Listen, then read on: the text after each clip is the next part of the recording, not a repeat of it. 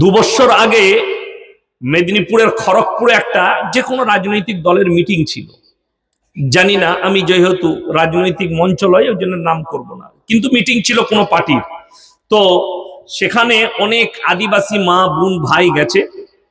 তো একটা মেয়ের হাতে ঝান্ডা আছে, তারা 3-4টা মেয়ে আছে, তাদের কাছে সেই পার্টির ঝান্ডা আছে।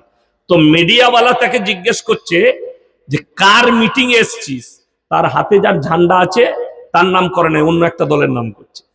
মানে সে জানেও না যে এই ঝান্ডাটা কোন দলের। তাকে জিজ্ঞেস করলো যে কেন এসছিস। সেই ভদ্র মহিলা উত্তর দিচ্ছে যে আমাকে 500 টাকার একটা বিরিয়ানির প্যাকেট দিবে। এটা বাস্তব বলছি, মিডিয়ায় এখনো ওটা ইউটিউব ফেসবুকে পাবেন, আছে। সে বলছে আমাকে বিরিয়ানির প্যাকেট আর 500 টাকা দিবে। তার কাছে শিক্ষা না থাকার কারণে, এডুকেশন না থাকার কারণে সে জানেই না যে ঝান্ডাটা কার আর আমি এসছি কেন। সে এতটুকু জানে আমি পেটের জন্য এসছি। কথাটা বুঝতে পেরেছেন? শিক্ষা নাই, সে জানেই না আমি কার জন্য এসছি। আজকে যে জলসায় এসছেন আপনারা সকলে জানেন না? জানেন না এই মাদ্রাসার জলসা এবং হাদিস কোরআনে আলোচনা হবে। তাহলে এইটা যে জানলেন, এটাই হচ্ছে শিক্ষা।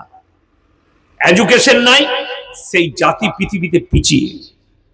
মায়ানমারে আং সান সু কি সরকার রোহিঙ্গা মুসলিমদের উপরে বুলডোজার চালিয়েছে।